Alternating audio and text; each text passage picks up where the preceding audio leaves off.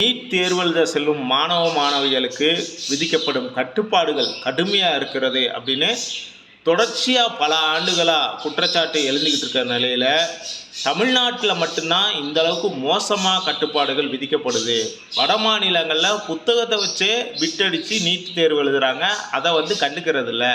ஆனால் தமிழ்நாட்டில் மட்டும்தான் மூக்குத்தி பட்டணி எல்லாத்தையும் கழட்ட சொல்லி ஆடைகளை கலைந்து மோசமாக நடந்துக்கிறாங்க அப்படின்னு நாம் தமிழர் கட்சியின் தலைமை ஒருங்கிணைப்பாளர் சீமான் குற்றச்சாட்டி இருக்காரு.